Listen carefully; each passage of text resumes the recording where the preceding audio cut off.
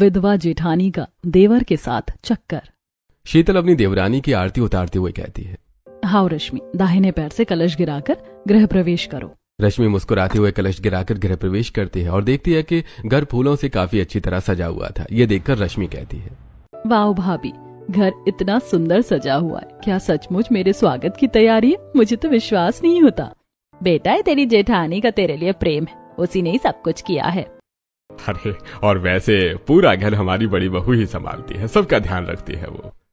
अरे माँ, अब तो छोटी भाभी भी आ गई हैं। अब तो शीतल भाभी को चैन की सांस लेने दो, वरना ये तो सारा दिन रोबोट की तरह काम करती रहती हैं। अब काम बढ़ जाएगा तो शायद भाभी हमारे साथ बैठकर कभी कभी कोई फिल्म भी देख सकेंगी। क्यों भाभी, अब तो आराम मिलेगा ना?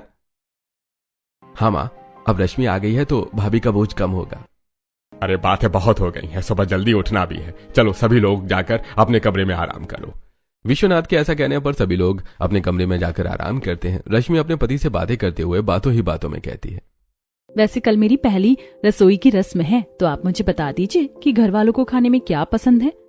मैं सबके लिए उनकी पसंद का खाना बना दूंगी। वैसे रश्मि, मुझे तो घर वालों की पसंद और नापसंद के बारे में ज्यादा कोई जानकारी नहीं है। हाँ, लेकिन अगर तुम जानना चाहती हो तो भाभी से पूछ लेना। घर में किसको क्या पसंद है, क्या नहीं पसंद है। घर की सभी लोगों की हर छोटी बड़ी पसंद के बारे में भाभी जानती हैं। और सच कहूं तो भाभी जैसा बनना किसी के लिए भी मुमकिन नहीं है। अपने पति के मुंह से अपनी भाभी की इतनी तारीफ सुनकर रश्मि जल जाती है और मन ही मन सोचती है, मुझे समझ नहीं आता कि इस घर में मैं जब से आई हूँ तब से सभी लोग सिर्फ और सिर्फ जेठानी जी की ही तारीफ कर रहे हैं। ऐसा भी क्या खास है उनमें?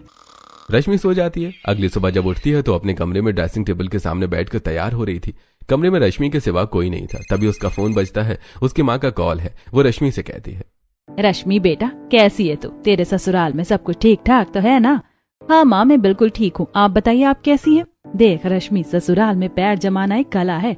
मैंने सुना है तेरी जेठानी विधवा है, पर सारा घर उसी की उंगलियों पर नाचता है। ऐसी औरतें बहुत शातिर होती हैं। वो अपनी बेचारगी का इस्तेमाल करके सबका दिल जीत लेती हैं और फिर नई बहू को नौकरानी बना देती हैं। तू अपनी जगह बनाना। रश्मि चुपचाप सुनती रहती है। तभी निखिल अंदर आता है। रश्मि निखिल को अंदर आता देखकर अपनी माँ को बाय करके फोन रख देती है। निखिल रश्मि के पास आता है और उसे उदास देखकर कहता है, क्या हुआ रश्मि, माँ की याद आ रही है? डरो मत, ये घर भी अब तुम्हारा ही है। हाँ निखिल, मैं भी यही सोचती हूँ। अब रश्मि तैयार होकर रसोई में पहुंचती है और खाना बनाने की तैयारी करने लगती है। तभी शीतल वहां पर आ जाती है और कहती है, अरे रश्मि, तुम इतनी जल्दी रसोई में भी आ गई। हाँ मुझे पता है आज तुम्हारी पहली रसोई है, तो तुम पहली रसोई को लेकर बहुत एक्साइटेड। वैसे अगर तुम कहो तो मैं खाना बनाने में तुम्हारी मदद कर सकती हूँ। नहीं भाभी, उसकी कोई जरूरत नहीं है। आज मैं अपने हाथों से ही सभी के लिए खाना बनाऊंगी। ठीक है रश्मि, तो तुम खाना बना लो। अगर किसी चीज की जरूरत पड़े तो मुझे बताना, मैं बाहर ही हूँ। ऐसा कहकर शीतल वहां से चली जाती है और घर के दूसरे कामों में लग जाती है। इधर रश्मि ने वेज पुलाव, मसालेदार कढ़ी पकौड़ा, फूली हुई गर्मा गर्म नान, अमृतसरी छोले, बूंदी का रायता और मीठे में बादामी हलवा बनाया था। थोड़ी देर बाद डाइनिंग टेबल पर पूरा परिवार इकट्ठा होता है। रश्मि गर्व से सबको खाना परोसती है। ससुर जी पहला निवाला खाकर कहते हैं, अरे वाह बहू, रश्मि बहू, हलवा तो वाकई बहुत बढ़िया बना है। मेहनत साफ दिख रही है। शोभा, देखो हमारी छोटी बहू के हाथों में भी कम जादू नहीं है। हाँ पिताजी, रश्मि ने सुबह से 1 मिनट भी कमर सीधी नहीं की। बहुत दिल से बनाया है उसने सब कुछ। सच में रश्मि, हलवा तो एकदम लाजवाब बना है। अब तो मेरी दोनों बहुएं इस घर के 2 पहिए हैं। अब मुझे रसोई की चिंता करने की जरूरत नहीं है। शीतल, तू इसे धीरे धीरे सब सिखा देना।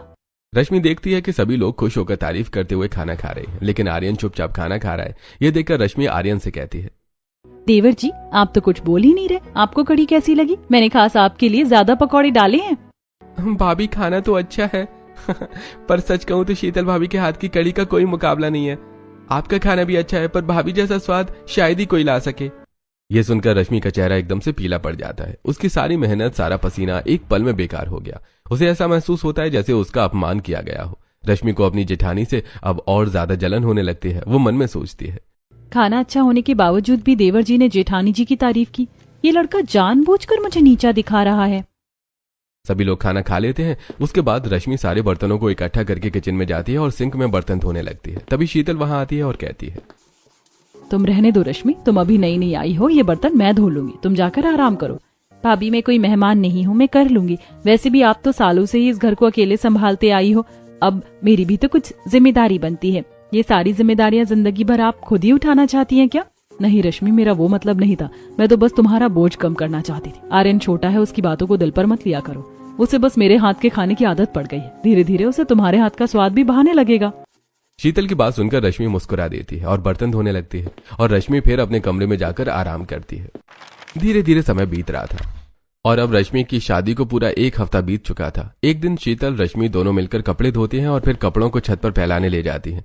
दोनों छत पर कपड़े फैलाते हुए बातें करती हैं। रश्मि शीतल से कहती है, वैसे भाभी एक बात बताइए, आपके पति को क्या हो गया था? उनकी मृत्यु कैसे हुई थी? हमारी जिंदगी बहुत खूबसूरत थी रश्मि, वो मुझसे बहुत प्यार करते थे। हम तो मेरी प्रेगनेंसी भी प्लान कर रहे थे। हमने तो बच्चों के नाम तक अपनी डायरी में लिख लिए थे, लेकिन नियति को कुछ और ही मंजूर था। एक शाम वो ऑफिस से आ रहे थे और एक तेज रफ्तार ट्रक ने हमारा सब कुछ तहस नहस कर दिया। मेरा वजूद, मेरे सपने सब उसी ट्रक के नीचे को चल गए। अब तो बस उनकी यादें ही जीने का सहारा है। पति के बिना जीना भी कोई जीना होता है। मैं समझ सकती हूँ भाभी, शायद भगवान को यही मंजूर था। वैसे घर के सभी लोग आपको बहुत प्यार करते हैं और अब तो उनके साथ साथ मैं भी आपसे जुड़ गई हूँ। शीतल रश्मि की बात सुनकर मुस्कुरा देती है। लगभग शाम हो रही थी, इसलिए वो दोनों नीचे उतर आती हैं और किचन में जाकर खाना बनाने लगती हैं। तभी आर्यन वहां आता है। उसके हाथ में नथुलाल चाट भंडार का एक बड़ा पैकेट है। वो न तो माँ के पास जाता है, न ही रश्मि की तरफ देखता है। वो सीधे रसोई में शीतल के पास पहुंचता है और शीतल से कहता है, भाभी देखिए मैं क्या लाया हूँ। आपके लिए नथुलाल के यहाँ की पापड़ी चाट बहुत पसंद है ना? ये देखिए, आपके लिए खास तौर पर ज्यादा दही और सौंठ डलवा कर लाया हूँ। चलो अब जल्दी से मुंह खोलो। आर्यन अपने हाथ से शीतल को चाट का एक बड़ा निवाला खिलाता है। शीतल मुस्कुराकर खा लेती है। आर्यन की आंखों में शीतल के लिए एक अलग ही तरह का समर्पण दिख रहा है। रश्मि सिंक के पास खड़ी ये सब अपनी आंखों से देख रही है। तभी आर्यन रश्मि से कहता है, रश्मि भाभी आप भी खा लेना, ये रखा है, मुझे थोड़ा जरूरी काम है, मैं ऊपर जा रहा हूँ। ऐसा कहकर आर्यन वहां से चला जाता है। तब रश्मि मन ही मन सोचती है, ये क्या था? मैं तो इस घर की बहू हूँ, पर आर्यन ने सिर्फ जेठानी जी को अपने हाथों से चाट खिलाया, मुझे नहीं। ये सोचकर रश्मि अपने काम में लग जाती है। रात को रश्मि बिस्तर पर लेटी है, पर उसे नींद नहीं आ रही।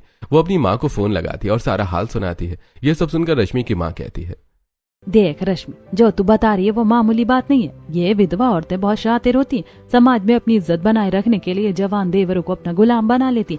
हाथ से चाट खिलाना, उसकी पसंद का ख्याल रखना, ये सब प्यार नहीं है, ये अफेयर के पक्के सबूत हैं। माँ, पर सब उन्हें देवी कहते हैं और निखिल भी उन्हें बहुत प्यार करते हैं। उनके लिए तो उनकी भाभी जैसे दुनिया में कोई और है ही नहीं। रश्मि अपनी माँ से काफी देर तक बातें करती है और फिर फोन रख देती है और सो जाती है। अगले दिन शाम को शीतल अपनी सास के पास आती है और कहती है, माँ जी, घर में सब्जियां खत्म हो गई हैं, मैं बाजार जा रही हूँ। हाँ बहू, ठीक है, तू जाकर ले आ। अब शीतल अकेली बाजार चली जाती है। थोड़ी देर बाद निखिल आता है। रश्मि को एक सुंदर सी ड्रेस में तैयार हुआ देखकर कहता है, अरे तुम तो बहुत सुंदर लग रही हो, ऐसा लग रहा है कि एक बार तुमसे फिर से शादी कर लूं। आपने कहा था ना कि आप मुझे घुमाने ले चलोगे, इसीलिए मैं तैयार हूँ। अरे बातें ही बनाती रहोगे या चलोगे भी? फिर निखिल रश्मि को लेकर बाहर घूमने निकलता है। वो एक अच्छे रेस्टोरेंट में पिज्जा, बर्गर, नूडल्स ये सब खाते हैं। वापसी में रश्मि की नजर सड़क के उस पार एक मशहूर आइसक्रीम पार्लर पर पड़ती है। वहां के पारदर्शी शीशे से वो देखती है कि शीतल और आर्यन एक कोने वाली टेबल पर बैठे हैं। आर्यन बहुत हंस रहा है और अपनी चम्मच से शीतल को आइसक्रीम चखा रहा है। शीतल के चेहरे पर भी वैसी ही मुस्कान है जैसी किसी प्रेमिका के चेहरे पर होती है। रश्मि निखिल से कुछ नहीं कहती और मन ही मन कहती है, झूठी, घर पर बोल कर आई थी कि सब्जी लेने जा रही है और यहाँ देवर के साथ डेट बना रही है। ये तो सरासर पूरे परिवार के साथ धोखा है। ससुर जी को पता चलेगा तो क्या होगा? थोड़ी देर बाद रश्मि निखिल के साथ घर पहुंचती है और अपनी सास से कहती है, माँ जी, जेठानी जी अभी तक नहीं आई क्या? नहीं बेटा, वैसे उसे गए काफी देर हो गई है, बस आती ही होगी। कल्पना ऐसा कह रही थी कि तभी शीतल वहां आ जाती है, लेकिन उसके हाथ में सब्जियां नहीं थी। कल्पना कहती है, अरे आओ आओ शीतल बहू, तुम सब्जियां ले आई क्या? माँ जी, बाजार में सब्जियां बहुत बासी थी और दुकानदार बहुत ज्यादा दाम मांग रहा था, इसीलिए मैं कुछ नहीं लाई। मैंने सोचा आज बेसन के गट्टे बना लेते हैं, सबको पसंद भी है और घर में बेसन रखा भी है। अरे चलो कोई बात नहीं बहू, बेसन के गट्टे बना लो। मुझे भी तुम्हारे हाथ बेसन के गट्टे की सब्जी पसंद है और साथ में लच्छा पराठा भी बनाना। हाँ हाँ पिताजी, मैं वही बना लेती हूँ। ऐसा कहकर शीतल अपने कमरे में चली जाती है। ऐसे ही कुछ दिन बीत जाते हैं। रश्मि को पिछले कुछ दिनों से कमजोरी और जी मिचलाने जैसा महसूस हो रहा है। उसके मन में एक उम्मीद जागती है कि शायद वो माँ बनने वाली है। वो निखिल से प्रेगनेंसी किट मंगवाती है और सुबह उठकर टेस्ट करती है। वो प्रार्थना कर रही थी कि रिपोर्ट पॉजिटिव आए, लेकिन रिपोर्ट नेगेटिव आती है। वो टूट जाती है और फूट फूट कर रोने लगती है। तभी रश्मि उसके कमरे में आती है और प्रेगनेंसी की किट को देखकर और रश्मि को रोता हुआ देखकर सब कुछ समझ जाती है और कहती है, मत रो रश्मि, अभी तो तुम्हारी शादी को कुछ ही दिन हुए हैं, सब्र रखो। मेरी प्रार्थना भगवान जरूर सुनते हैं। इस घर में जल्दी ही किलकारियां गूंजेंगी। मुझे भी बच्चे की बहुत तड़प है। मैं चाहती हूँ कि इस घर का आंगन भर जाए। ऐसे 2 दिन बीत जाते हैं। रात के करीब 12 बज रहे थे और रश्मि को प्यास लगती है। वो देखती है कि उसके रूम में रखे जग में पानी खत्म हो गया है, तो वो अपने आप से कहती है, अरे पानी तो खत्म हो गया, ऐसा करती हूँ कि किचन से जाकर ले आती हूँ। यही सोचकर रश्मि किचन में जाती है। किचन के दरवाजे पर पहुंचते ही उसे कुछ फुसफुसाहट की आवाज आती है। वो दरवाजे के पीछे ही छुप जाती है और झांक कर देखती है तो शीतल और आर्यन आपस में बातें कर रही थी। रश्मि उसकी बातें सुनने लगती है। अरे पता है भाभी, हमारे रिश्ते को इतना समय हो गया है लेकिन अभी तक घर में किसी को कुछ नहीं पता है। लेकिन आर्यन, तुम भला ये बात कब तक घर वालों से छुपा कर रखोगे? तुम्हें घर वालों को सच बता देना चाहिए। हाँ पता नहीं भाभी, घर वाले हमारे रिश्ते को एक्सेप्ट कर पाएंगे या नहीं। जो भी हो, लेकिन मेरा फैसला तो अटल है। तुम चिंता मत करो आर्यन, घर वाले तुम्हारी खुशी के लिए आज नहीं तो कल मान ही जाएंगे। रश्मि उल्टे पांव अपने कमरे में वापस आ जाती है और लेटकर मन ही मन सोचती है। अच्छा, तो ये चल रहा है शीतल और आर्यन के बीच में। वैसे तो पूरे परिवार की नजर में देवी बनती हैं, लेकिन अंदर ही अंदर देवर से चक्कर चला रही हैं। शर्म भी नहीं आती। पता नहीं जिस दिन घर वालों को पता चलेगा उस दिन उन्हें कैसा लगेगा। यही सोचते हुए रश्मि सो जाती है। अगली सुबह रश्मि और शीतल दोनों रसोई में काम कर रही थी। तभी आर्यन आता है और कहता है, भाभी मेरी व्हाइट वाली शर्ट प्रेस करके रखी है क्या आपने? हाँ आर्यन, तुम्हारे कमरे में टेबल पर ही रखी है, जाओ पहन लो। थोड़ी देर बाद विश्वनाथ आते हैं और कहते हैं, अरे शीतल बहू, मुझे मेरी खाली पेट खाने वाली दवाइयां मिल नहीं रही हैं, जरा ढूंढ कर दे दे, वरना तू ही कहेगी कि मैंने दवाइयां नहीं खाई। हाँ हाँ पिताजी, मैं अभी ही देती हूँ। अब शीतल जाती है और अपने ससुर के कमरे से दवाइयां ढूंढ कर उन्हें दे देती है। फिर रसोई में आकर काम करने लगती है। तभी कल्पना वहां आती है और कहती है, बहू मेरा चश्मा नहीं मिल रहा, अखबार पढ़ रही थी, जरा तू दे देगी क्या? हाँ हाँ माँ जी, क्यों नहीं, 1 मिनट रुकिए, मैं अभी ढूंढ कर ला देती हूँ। अब शीतल हॉल में जाती है और चश्मा ढूंढ कर लाकर अपनी सास को देती है। ये देखकर कल्पना शीतल से कहती है, शीतल बहू, तूने तो पूरे घर को संभाल रखा है। अगर तू नहीं होती तो पता नहीं हम लोगों का क्या होता। भगवान ऐसी बहू बड़ी ही किस्मत से देते हैं। हम सबको तुझ पर बड़ा ही गर्व है। ऐसा कहकर कल्पना चली जाती है और शीतल अपने काम में लग जाती है। रश्मि ये सब देखकर मन ही मन सोचती है, बड़ी बहू इतनी भी अच्छी नहीं है माँ जी, उसके अंदर तो न जाने कितने ऐब छुपे रखे हैं। जिस दिन आपको पता चलेगा ना, उस दिन आप खुद ही कहोगी कि आपकी बड़ी बहू सिर्फ अच्छे होने का दिखावा करती है। ऐसे कुछ दिन बीत जाते हैं। एक दिन रश्मि अपने पति के साथ डॉक्टर के पास अपना ट्रीटमेंट करवाने गई थी। वो डॉक्टर के कैबिन से बाहर निकलती है। तब निखिल उससे कहता है, रश्मि तुम इस बेंच पर बैठो, तब तक मैं दवाइयां ले आता हूँ। ऐसा कहकर निखिल दवाइयां लाने चला जाता है। रश्मि इधर उधर देखने लगती है। तभी उसे सामने शीतल और आर्यन आते हुए दिखाई देते हैं। उनके हाथ में कुछ रिपोर्ट्स थी। रश्मि एक दरवाजे के पीछे छुप जाती है और देखने लगती है। दोनों बातें करते हुए आ रहे थे। भाभी जैसा हम सोच रहे थे वैसा कुछ भी नहीं है, सब कुछ नॉर्मल है, ये बहुत खुशी की बात है। बातें करते हुए वो दोनों रश्मि के सामने से निकल जाते हैं। तो रश्मि मन ही मन सोचती है, ये भगवान, कहीं ये दोनों यहाँ प्रेगनेंसी टेस्ट करवाने तो नहीं आए थे? थोड़ी देर बाद निखिल आ जाता है और वो लोग घर आ जाते हैं। उनके आने के थोड़ी देर बाद शीतल भी घर आ जाती है। ऐसी शाम हो जाती है। रश्मि देखती है कि शीतल कमरे में नहीं है, तो वो कमरे में जाती है और अस्पताल की रिपोर्ट ढूंढने लगती है। तभी उसे तकिए के नीचे एक लिफाफा मिलता है। वो उसी अस्पताल का है जहां रश्मि गई थी। वो रिपोर्ट निकालती है, लेकिन रिपोर्ट कुछ मिटी हुई थी, इसलिए साफ समझ में नहीं आती। रश्मि उसे अपने साथ अपने कमरे में ले जाती है और अपने तकिए के नीचे रखते हुए मन ही मन सोचती है, हे भगवान, मेरी रिपोर्ट नेगेटिव आई और कहीं मेरी ये विधवा जेठानी प्रेग्नेंट तो नहीं है। ये रिपोर्ट ही इनकी असलियत बताने के लिए काफी है। ऐसी रात हो जाती है और पूरा घर गहरी नींद में सोया है। अचानक बिजली गुल हो जाती है। रश्मि को बहुत प्यास लगती है और वो रसोई की तरफ बढ़ती है। तभी उसकी नजर अचानक सीढ़ियों के ऊपर जाती है। वो देखती है कि आर्यन ने शीतल को कमर से पकड़ रखा था और दोनों बातें कर रहे थे। ये देखकर वो अपना फोन निकालती है और उन दोनों का वीडियो बना लेती है और अपने कमरे में आ जाती है। ऐसे कुछ दिन बीत जाते हैं। एक दिन रश्मि तैयार होकर पार्लर के लिए निकल रही थी। तभी कल्पना से कहती है, अरे रश्मि बहू, कहीं जा रही हो तुम? हाँ माँ जी, जरा पार्लर जा रही थी। रश्मि बहू, पार्लर कल चले जाना, आज शीतल के सर में दर्द है तो जरा तुम रसोई संभालो। लेकिन माँ जी, मैंने पार्लर में पहले अपॉइंटमेंट ले रखा था। रश्मि बहू, शीतल बहू हमेशा ही सब कुछ संभालती, अगर उसके सर में दर्द है तो क्या तुम एक दिन रसोई नहीं संभाल सकती? अपॉइंटमेंट कैंसिल कर दो और जाकर खाना बना लो। अब रश्मि गुस्से से किचन में जाती है और खाना बनाते हुए मन ही मन सोचती है, जिसे देखो इस घर में शीतल के नाम की माला जपता है।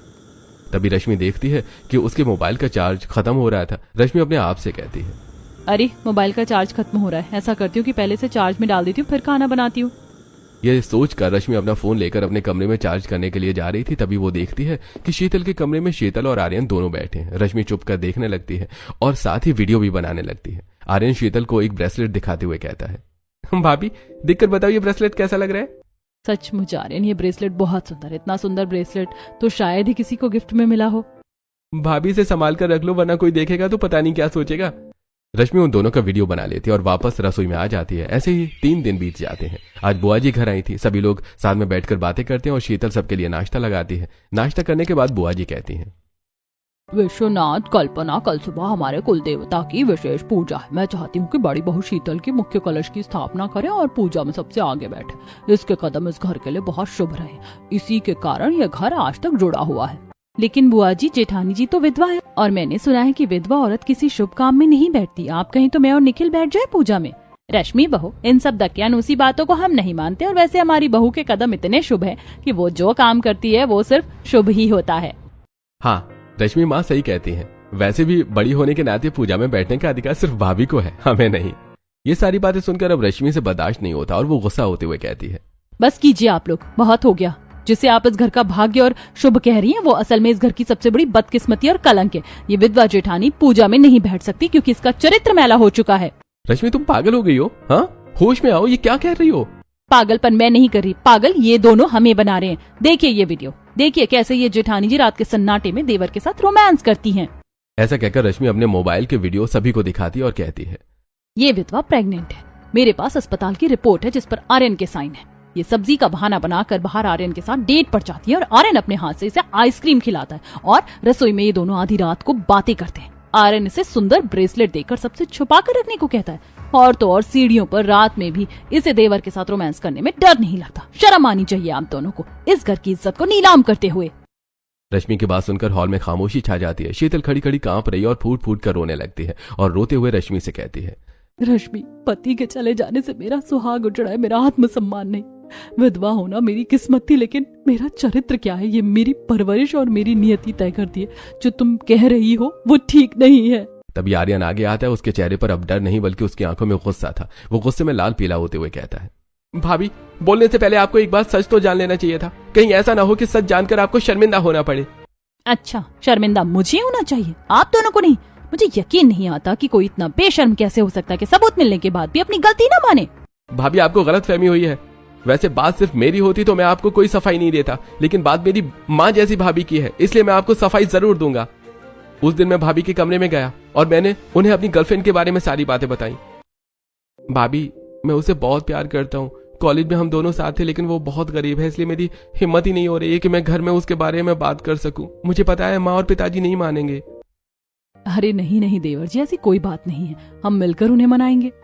वो बात की बात है भाभी, पहले आज आप उससे मिल तो लो। मैंने उसे आइसक्रीम पार्लर में बुलाया है, आप किसी बहाने से वहां आ जाना। भाभी सब्जी लेने के बहाने से मेरे कहने से ही झूठ बोलकर आइसक्रीम पार्लर आई थी और वहां भाभी के और मेरे साथ पायल भी मौजूद थी, जिसे आपने नहीं देखा। चलो माना कि आइसक्रीम पार्लर में आपने अपनी गर्लफ्रेंड से मिलवाने के लिए जेठानी जी को बुलाया था, लेकिन जो किचन में आप दोनों की बातें मैंने सुनी कि हमारे रिश्ते के बारे में किसी को पता नहीं चलना चाहिए, वो क्या था? उस दिन अचानक पायल का फोन आया था और उसे अच्छा नहीं लग रहा था और वो मुझसे बात करना चाहती थी। घर में किसी को पता न चले, इसलिए मैं किचन में जाकर पायल से बात करने लगा। तभी भाभी पानी पीने आई और मुझे देखकर बोली, अच्छा, तो छुप छुप कर यहाँ अपनी गर्लफ्रेंड से बातें हो रही हैं? हाँ भाभी, लीजिए, आप भी पायल से बात कीजिए। फिर भाभी ने भी पायल से बात की। फोन रखने के बाद हम दोनों पायल और मेरे रिश्ते के बारे में ही बात कर रहे थे और आपको लगा कि मैं भाभी और अपने रिश्ते के बारे में बात कर रहा हूँ। हो सकता है कि किचन में आप दोनों की बातों से मुझे गलतफहमी हो गई हो, लेकिन मैंने आप दोनों को खुद ही अस्पताल में एक साथ देखा था।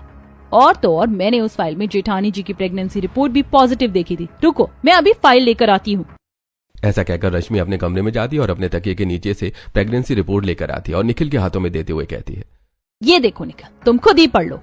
निखिल रिपोर्ट को खोलकर पढ़ता है और रश्मि को दिखाते हुए कहता है, हाँ रश्मि, ये प्रेगनेंसी रिपोर्ट जरूर है, लेकिन इसमें तो किसी कृतिका का नाम है। रश्मि भी रिपोर्ट लेकर देखती है तो निखिल सच कह रहा था। तब आर्यन कहता है, हाँ भाभी, कृतिका पायल की बड़ी बहन है। पायल अकेली हॉस्पिटल जा रही थी और उसे डर लग रहा था, इसलिए मैं और भाभी भी पायल के साथ कृतिका का प्रेगनेंसी टेस्ट करवाने वहां गए थे। और वो जो उस दिन तुम शीतल भाभी को ब्रेसलेट देकर कह रहे थे कि इसे छुपा दो वरना घर वाले पता नहीं क्या सोचेंगे, वो क्या था? भाभी, आपको उससे पहले की बात भी सुनना चाहिए था जब मैं ये कह रहा था। देखिए भाभी, मैं पहली बार पायल के लिए इतना सुंदर गिफ्ट लाया हूँ। बस आप बता दीजिए कि वो कैसा है। अगर आपको पसंद आया तो पायल को भी बहुत पसंद आएगा। कल हमारे रिश्ते की एनिवर्सरी है और इसलिए मैं ये लेकर आया हूँ।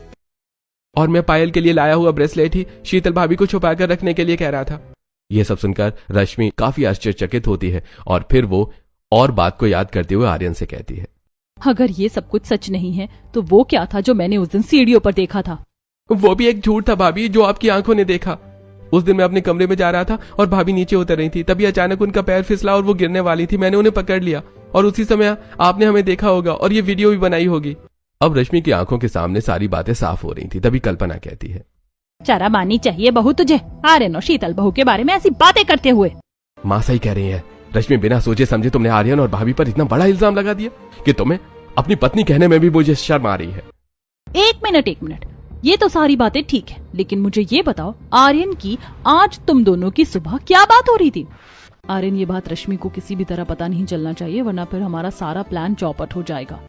अब बताओ क्या पता नहीं चलना चाहिए मुझे?